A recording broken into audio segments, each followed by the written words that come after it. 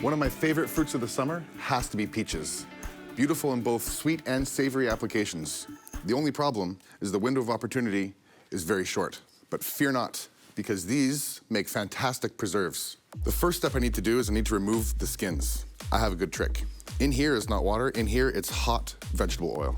I know it sounds crazy, but trust me, it really works.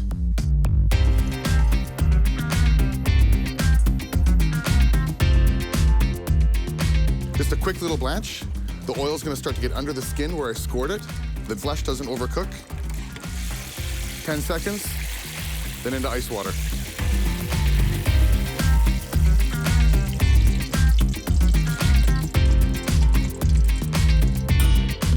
So this blanch frying technique also works amazing for tomatoes.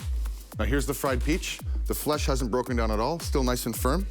And look how easy it is to peel.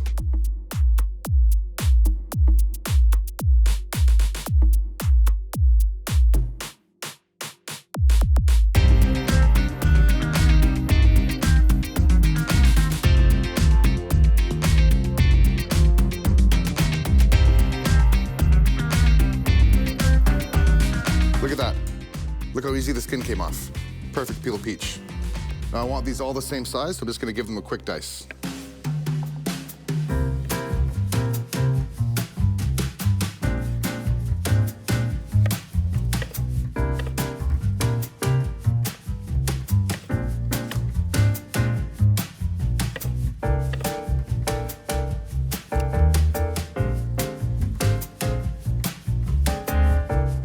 So, these are all the same size. Now I gotta find them a dancing partner. Oh look, there's magically plums here. Wow.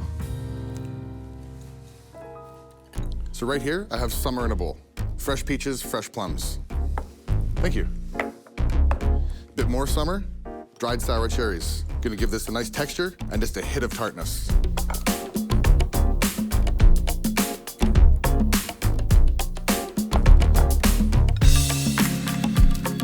Thank you. So sugar and orange zest, this is called maceration.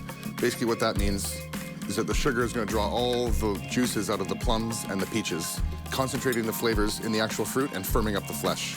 What I have here right now, this is called a compote, but I'm not making a compote. I'm making an Italian condiment called mostarda. Thank you. So magically, this sat in the fridge overnight, and you can see in the bottom that the sugar's done its work and all that liquid has come out of the peaches and plums, and it's actually plumped up at the same time with the sour cherries. Now I want to take the liquid out, reserving the fruit.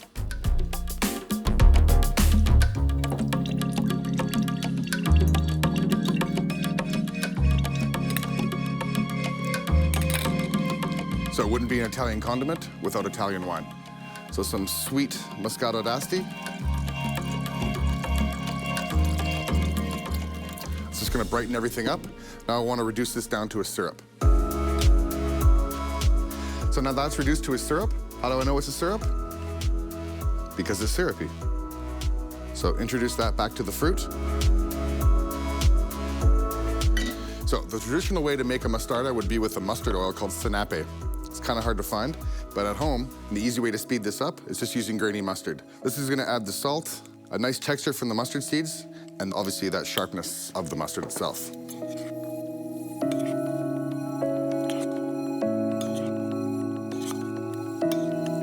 Good Jerry.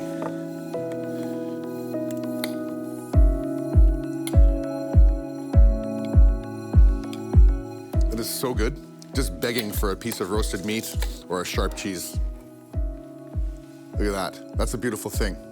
Now this will keep in the fridge for 3 weeks. You absolutely have to make this at home.